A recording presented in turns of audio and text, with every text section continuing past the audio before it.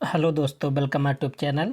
दोस्तों, आज आपको लेकर आए हैं कंप्यूटर के मोस्ट इम्पॉर्टेंट क्वेश्चन 25, जिसमें शामिल हैं सब असेसन रीजन। ठीक है, जो 25 क्वेश्चन आज लाए हैं सब केवल एक ही टाइप का है, वो भी असेसन रीजन का है। तो दोस्तों, आप सबको एक सूचना बता दें कि जितने भी स्टूडेंट्स जो नोट्स लिए हैं हमारा, ठीक है, चाहे कंप्यूटर को हो चाहे यूपी जीके का हो, बहुत लोग तो दोनों लिए हैं।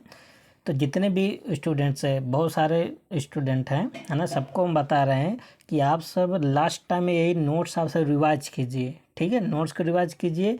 और आप सब जानते हैं हमारे सेशन से आप सब बहुत दिन से जुड़े हैं। ठीक है, तो आप सब हमसे वार्तालाप भी होता रहता है, आप सब मैसेज भी करते हैं ना। तो इतना आप सबको ज़रूर कहना चाहते हैं कि आप सब नोट्स का रिवीजन कीजिए। और जो ये सेशन आप सबको दे रहे हैं, जो प्लेलिस्ट में बना है, और उसका पीडीएफ भी आप सबको दिए हैं टेलीग्राम पर, वहाँ भी देखिए। नहीं समझ में आ रहा कि नहीं आ रहा तो वीडियो देखिए। ठीक है, आप सब लास्ट टाइम अभी 2-4 दिन जो बच्चा यही काम कीजिए। अभी आप 2-4 दिन में अपना जो नोट्स है ना, उसको आप कई बार रिवीजन कर सकते हैं। तो आप सबका बेस्ट होगा, एकदम बहुत अच्छा होगा पेपर। ठीक है, तो चलते हैं क्लास की तरफ।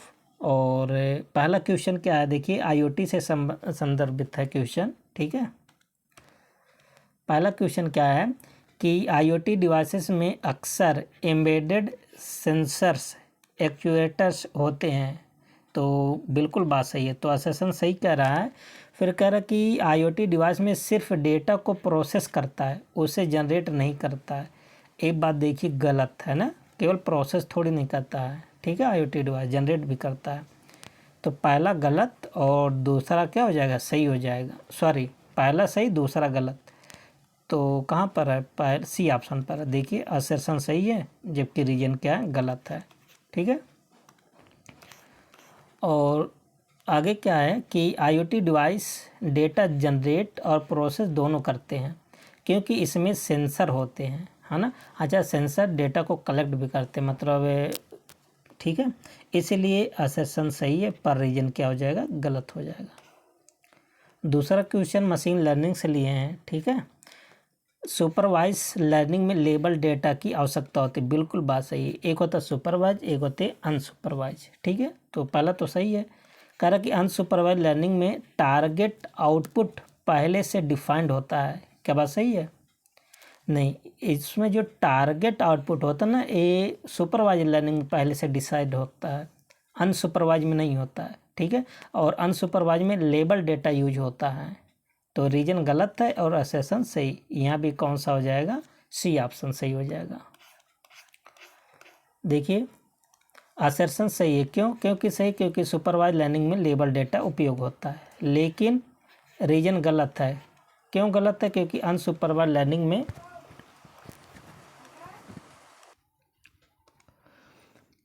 अनसुपरवाइज लर्निंग में टारगेट इनपुट नहीं होता है। ठीक है, क्वेश्चन नंबर 3 क्या है, देखिए, कह रहा कि एक्सेल में वी लुकअप केवल लेफ्ट से राइट सर्च कर सकता है। तो लेफ्ट से राइट, क्या बात सही है? देखिए,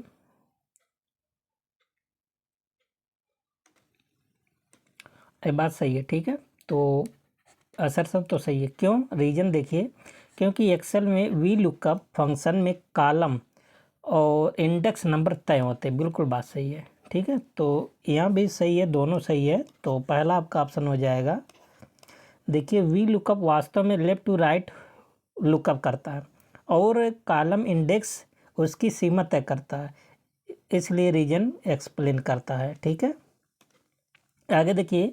अच्छा दोस्तों, आप सबको बता दें कि ये सब जो आप सब क्वेश्चन देख रहे हैं ना, आप सब जो पढ़ चुके हैं उसी से बेस पे क्वेश्चन बनाए हैं। ठीक है, तो आप सबका आशा करते हैं सही हो रहा होगा। ठीक है, क्वेश्चन बन रहा होगा।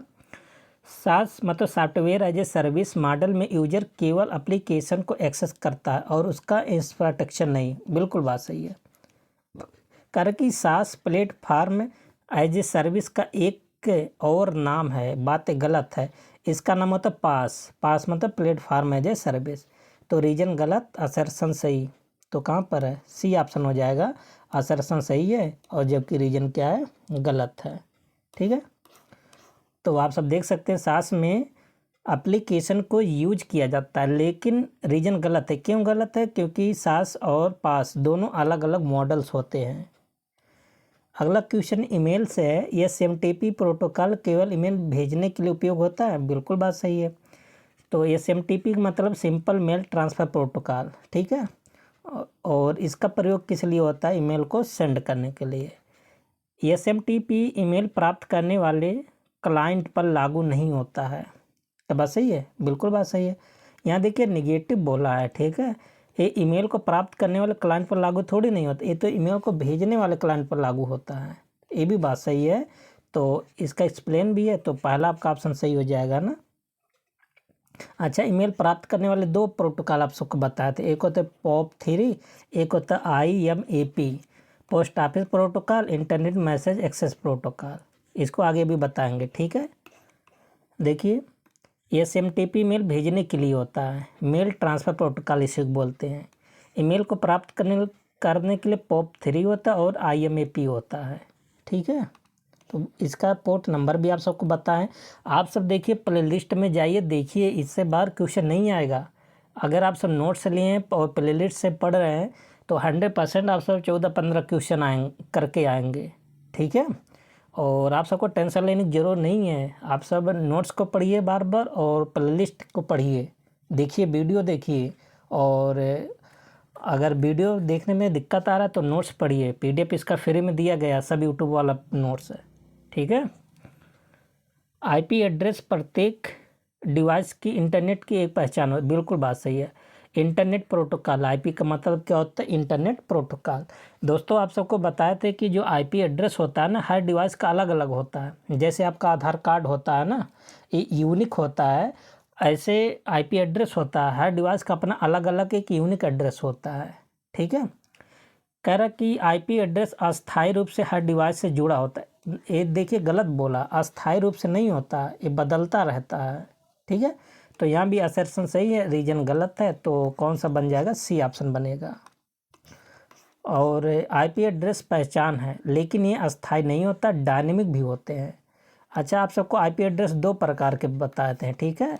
एक बताते IPv4 जो कि 32 बिट का होता है, और एक बता दें IPv6 जो कि 128 बिट का होता है, ठीक है। ये सब भी आप सब याद करते चले। और नेटवर्किंग से क्वेश्चन है, कह रहा है कि OSI मॉडल के एप्लीकेशन लेयर में ब्राउजिंग, ईमेल और फाइल ट्रांसफ़र होता है। बिल्कुल बात सही है, ये सब कहाँ होता है? एप्लीकेशन लेयर में। कह रहा है कि एप्लीकेशन लेयर नेटवर्क हार्डवेयर से जुड़ा होता है। क्या बात सही है? देखिए, जो एप्लीकेशन लेयर में होता है ना, नेटवर्क हार्डवेयर से नहीं जुड़ा, ये बात गलत है। ये सब पहले लेयर का काम होता है, ठीक है।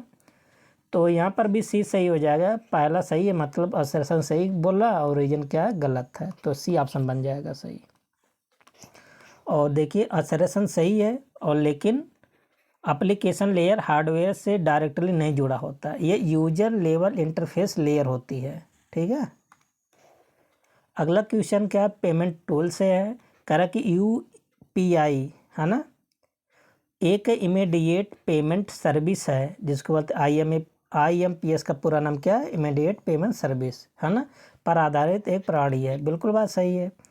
कह रहा कि UPI केवल क्रेडिट कार्ड से भुगतान करता है, ये बात गलत है। ये UPI थोड़ी ना केवल क्रेडिट कार्ड से भुगतान करता है, ठीक है। इसकी बहुत सारी सुविधाएं हैं। तो यहाँ पर भी क्या हो जाएगा? C ऑप्शन सही हो जाएगा। असर्शन सही है, लेकिन रीजन क्या है? गलत है। आप सब जो ऑनलाइन पेमेंट करते हैं ना, वो भी तो UPI आधारित है। देखिए UPI IMPS आप पर आधारित है, लेकिन ये डायरेक्ट बैंक से भुगतान करता है, ना कि केवल क्रेडिट कार्ड से। Next question number 9 MS word से है। कह रहा कि MS वर्ड में Ctrl+Shift+N शॉर्टकट की नॉर्मल स्टाइल लागू होती है। बिल्कुल बात सही है, डायरेक्ट याद कर लीजिए। MS वर्ड में सभी शॉर्टकट की को बदला नहीं जा सकता, ये भी बात सही है। मतलब जिस नंबर के लिए जो शॉर्टकट की वही तो होगा, ऐसा थोड़ी ना Ctrl+C से कॉपी होता है और फिर आप सब उसको बदल से Ctrl+C से पेस्ट कर सकते हैं, ऐसा नहीं होता है। तो ये भी इसका एक्सप्लेन भी कर रहा है। देखिए एक्सप्लेन की बात कर रहे हैं, गलत है। देखिए पहला तो सही है, और दूसरा स्टेटमेंट कर रहा कि सभी के लिए शॉर्टकट को बदला नहीं जा सकता, ये भी बात सही है। तो दोनों भी बात सही है, लेकिन दोनों अलग अलग है। ऐसा नहीं है कि मतलब सभी शॉर्टकट को बदला नहीं जा सकता इसलिए इसका प्रयोग स्टाइल को लागू करने के लिए किया जाता है, ऐसा थोड़ी ना एक्सप्लेन कर रहा है। ठीक है, तो अपने जगह पर दोनों बात सही है लेकिन एक्सप्लेन नहीं कर रहा है। असर्शन सही है, रीजन भी सही, लेकिन उसका व्याख्या नहीं कर रहा। नेक्स्ट क्वेश्चन मशीन लर्निंग से करा कि ओवरफिटिंग मॉडल की परफॉर्मेंस को नए डेटा पर ख़राब कर देता है। बिल्कुल बात सही है, आप सबको बताए थे ओवरफिटिंग क्या होता है कि ये सीख लेता है एकदम अच्छे से, जिस डेटा पर सीखता है उस पर परफॉर्मेंस भी अच्छा करता है, लेकिन जब इसको नए डेटा पर काम करने की बारी आती है ना तो एकदम बेकार हो जाता है, काम ही नहीं कर पाता है।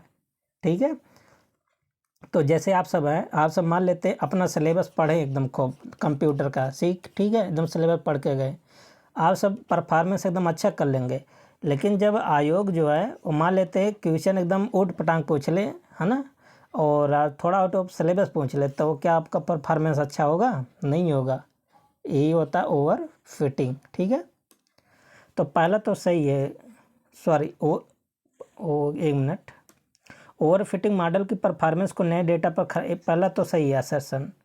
रीजन क्या कह रहा है कि ओवर फिटिंग तब होता है जब मॉडल नॉइस को भी मेमोराइज कर लेता है, ये भी बात सही है और इसका एक्सप्लेन भी है इसके माध्यम से। तो यहाँ पर ए ऑप्शन सही हो जाएगा, दोनों सही है और इसका एक्सप्लेन है। ठीक है, अगला क्वेश्चन नंबर 11 एमएस एक्सेल से है, देख लेते हैं, बहुत इंपॉर्टेंट है। कॉन्कनेट और टेक्स्ट ज्वाइन दोनों एक्सेल में टेक्स्ट को जोड़ने का काम करता है, बिल्कुल बात सही है। ठीक है, और कह रहा कि टेक्स्ट ज्वाइन केवल 2 सेल को ही जोड़ सकता है, ये बात गलत है, केवल 2 ही सेल तक सीमित नहीं है। तो पहला सही दूसरा गलत, तो सी ऑप्शन पर आ जाएंगे। असर्शन सही है और जबकि रीजन क्या हो जाएगा? गलत। देखिए असर्शन सही है और टेक्स्ट ज्वाइन मल्टीपल रेंज, चाहे टेक्स्ट हो, है ना, चाहे जो हो, सबको जोड़ सकता है। अगला क्वेश्चन है आईओटी से, असेसन कर रहा है कि आईओटी में रियल टाइम डेटा कम्युनिकेशन संभव होता है, बिल्कुल बात सही है। और आईओटी डिवाइस केवल इंटरनेट से जुड़ने तक सीमित होते हैं, क्या बात सही है? गलत है, इसका काम केवल इंटरनेट तक जुड़ने से नहीं, बहुत सारे इसका काम है। आने वाला समय ना आईओटी पर बहुत ज़्यादा डिपेंड होगा। तो यहाँ पर सी ऑप्शन हो जाएगा सही, पहला सही है, मतलब असेसन सही है और जबकि रीजन गलत है। देख सकते एक्सप्लेनेशन कि असर्शन सही है लेकिन रीजन गलत है। क्यों? क्योंकि जो IoT device data transfer, analysis, automation में भी प्रयोग होते हैं। ठीक है, क्वेश्चन नंबर 13 है, ईमेल से है, कह रहा है कि POP3 प्रोटोकॉल ईमेल को लोकल मशीन में डाउनलोड करता है, बिल्कुल बात सही है। अगर आप सब हमें फॉलो कर रहे होंगे और हमारा सब सेशन देखे होंगे ना, ये सब क्वेश्चन आप चुटकियों में लगाते होंगे, है ना। और आप सबको बता दो डिवाइस होता है, एक होता है POP3 क्या करता है, ईमेल को डाउनलोड कर देता है और इसको फिर सर्वर से इसको डिलीट कर देता है। ठीक है, तो पहला तो सही है। POP3 सर्वर पर ईमेल की कॉपी को सुरक्षित बनाए रखता है, क्या बात सही है? नहीं, डिलीट कर देता है, सुरक्षित नहीं बनाए रखता है, ये IMAP काम करता है। ठीक है, तो यहाँ पर भी सी सही हो जाएगा, सेशन सही है लेकिन रीजन गलत है, सर्वर से डिलीट कर देता है। POP3 मतलब पोस्ट ऑफिस प्रोटोकॉल, 3 का मतलब वर्जन 3 है। ठीक है, आमतौर पर सर्वर से ईमेल को हटा देता है। नेक्स्ट क्वेश्चन नेटवर्किंग से है, कर कि DNS मतलब डोमेन नेम सिस्टम वेबसाइट के नाम को IP एड्रेस में बदलता है, बात सही है ना। इसका काम होता है कि जो डोमेन नेम है ना उसको IP में चेंज करना है। कर कि DNS इंटरनेट पर डेटा इनक्रिप्ट करता है, देखिए बात गलत है, इनक्रिप्शन का काम DNS का नहीं होता है। ठीक है, तो यहाँ पर भी क्या बन जाएगा? सी, असर्शन सही जबकि रीजन गलत। देखिए DNS में नाम से IP एड्रेस में कन्वर्जन करता है, पर इनक्रिप्शन DNS का काम नहीं होता। क्वेश्चन नंबर 15 जो कि क्लाउड कंप्यूटिंग से कह रहा कि IaaS infrastructure as a service में यूजर को वर्चुअल मशीन तक एक्सेस मिलता है, बिल्कुल बात सही है। IaaS मतलब इंफ्रास्ट्रक्चर एज ए सर्विस में यूजर केवल एप्लीकेशन तक ही एक्सेस कर सकता है, और ये क्या है? गलत है, केवल एप्लीकेशन तक सीमित नहीं है, यहाँ भी सी सही हो जाएगा। IaaS मतलब इंफ्रास्ट्रक्चर एज ए सर्विस में यूजर को कंप्लीट इंफ्रा मिलता है, केवल ऐप नहीं, ठीक है, बहुत सारी चीज़ें मिलती हैं एप्लीकेशन को विकास करने में। अगला क्वेश्चन है पेमेंट टूल से। नेफ्ट एक बैच बेस्ड पेमेंट सिस्टम है, क्या बात सही है? बिल्कुल बात सही है। कारण कि नेफ्ट में फंड 24/7 इंस्टेंटली ट्रांसफ़र होते हैं। एक मिनट देखिए, जो नेफ्ट है ना, अब 2020 से 24/7 सुविधा देने लगा है, लेकिन इंस्टेंटली नहीं, ठीक है, ये गलत है। तो पहला सही है, असर्शन सही है, और जबकि रीजन गलत है। क्यों गलत है देख लेते हैं। देखिए 2020 से NEFT national electronic fund transfer, इसका पूरा नाम आपके पेपर में भी जल्द ही पूछा गया है, ठीक है। 24/7 सुविधा देता है, लेकिन यह बैच प्रोसेस में देता है, इंस्टेंट नहीं, ठीक है, इसलिए रीजन क्या है? गलत है। MS वर्ड से क्वेश्चन है, कह रहा कि MS वर्ड में कंट्रोल प्लस इंटर से नया पेज शुरू होता है, क्या बात सही है? कंट्रोल प्लस इंटर से देखिए पेज को ना ऐसे मतलब कट कर दिया है तो नया पेज शुरू ही हो जाता है, तो एक हिसाब से सही है। Control plus inter hard page break apply करता है, जब पेज को ब्रेक कर देगा तभी तो नया पेज शुरू हो जाएगा। तो कुल मिला के दोनों सही है, उसका एक्सप्लेन भी करता है, जब नया पेज बनेगा तो नया पेज भी शुरू होगा, ठीक है, तो पहला सही है। क्वेश्चन नंबर 18 देखिए, इंटरनेट से भी जुड़ा है। HTTPS hyper text transfer protocol एक सिक्योर प्रोटोकॉल है, बिल्कुल बात सही है। देखिए एस जुड़ा है ना सिक्योर के लिए। HTTPS में SSL और TL इंक्रिप्शन होता है, ये भी बात सही है, और इसी के माध्यम से सिक्योर भी होता है, इसका मतलब एक्सप्लेन भी कर रहा है। बहुत इंपॉर्टेंट क्वेश्चन है, ठीक है। नेक्स्ट क्वेश्चन एक्सेल से है। कह रहा कि काउंट इफ फंक्शन एक्सेल में कंडीशन के अनुसार सेल काउंट करता है, बिल्कुल बात सही है। काउंट इफ केवल न्यूमेरिकल वैल्यू पर ही काम करता है, ये बात गलत है। केवल न्यूमेरिकल वैल्यू ने टेक्स्ट वैल्यू पर भी काम करता है, ठीक है, तो रीजन गलत है और सेशन सही है, जो कि कौन सा ऑप्शन बन जाएगा? C option. देखिए काउंट इफ टेक्स्ट और नंबर्स दोनों पर काम करता है। क्वेश्चन नंबर 20 मशीन लर्निंग पर आधारित है। कह रहा कि क्लस्टरिंग अनसुपरवाइज लर्निंग की एक टेक्निक है, बिल्कुल बात सही है। और क्लस्टरिंग में प्री डिफाइंड क्लासेस को ट्रेन किया जाता है, ये बात गलत है, ठीक है, प्री डिफाइंड नहीं होता, तो C ऑप्शन सही हो जाएगा। असर्शन सही है लेकिन रीजन गलत है। देखिए असर्शन सही है, लेकिन क्लस्टरिंग में कोई प्री डिफाइंड क्लास नहीं होती है। Question number 21 big data processing से है। कह रहा कि बिग डेटा में वॉल्यूम, वेलोसिटी, वेरिएटी जैसे 3Vs महत्वपूर्ण भूमिका निभाते। वैसे आप सबको कितना भी पढ़ाए थे, 5 भी होता है ना, लेकिन ये 3 भी बहुत इंपॉर्टेंट है, बहुत ज़्यादा भूमिका सबसे ज़्यादा इसी का होता है, बात सही है। बिग डेटा में सिर्फ स्ट्रक्चर डाटा तक सीमित है, गलत बात है। स्ट्रक्चर नहीं होता, अनस्ट्रक्चर भी डाटा इसमें यूज होता है, दोनों प्रकार के डेटा इसमें शामिल कर सकते हैं, तो C ऑप्शन होगा। असर्शन सही है, रीजन गलत है, ठीक है। देखिए बिग डेटा में 3Vs वॉल्यूम, वेलोसिटी, वेरिएटी प्रमुख होते हैं, ठीक है, जबकि 5 V होते हैं, आप सबको क्लास में बताए हैं, ठीक है, सब याद कर लीजिए, पूछा भी गया है। आर्टिफिशियल देखिए AI से सवाल है 22। आर्टिफिशियल इंटेलिजेंस स्वतः निर्णय लेने में सक्षम है, बिल्कुल बात सही है।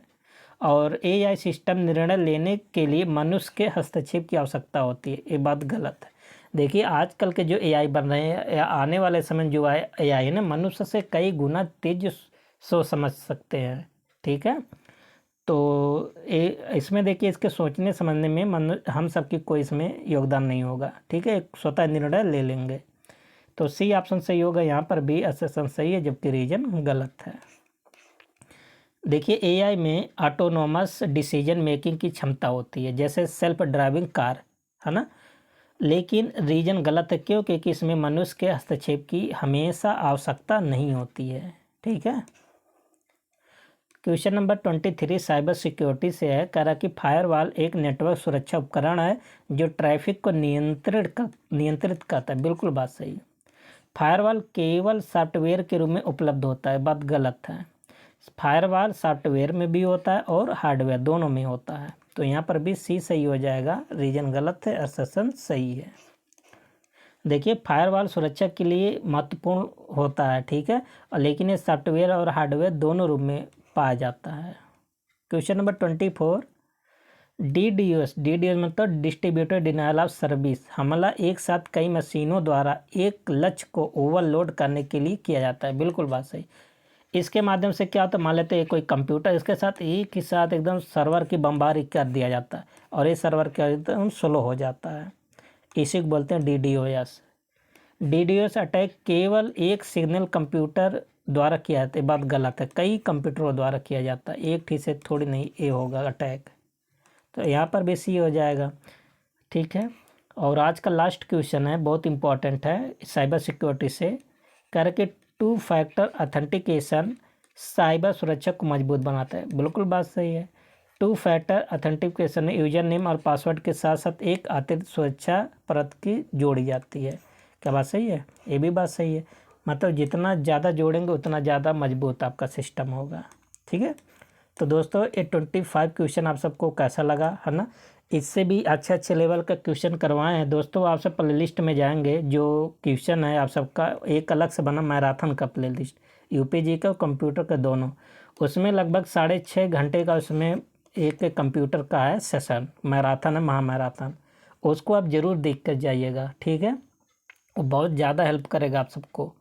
और आप सबको लास्ट बार भी बता रहे हैं, आप सब यदि हमसे जुड़े हैं तो आप सब बार बार वीडियो को देखिए, और जो आप सब नोट्स लिए हैं UPG के कंप्यूटर उसको पढ़िए, और इसके अतिरिक्त कंप्यूटर UPG के कहीं से भी मत पढ़िए, ठीक है। और जो आप सबका नोट्स है वहाँ से भी पढ़ सकते हैं, क्योंकि आप सबका पुराना ही साथ देता है, ठीक है। तो आप सबसे मिलते रहते हैं, मिलते रहेंगे, और अब चलते हैं, मिलेंगे नेक्स्ट क्लास में। ओके, तब तक के लिए best of luck, thank you and take care.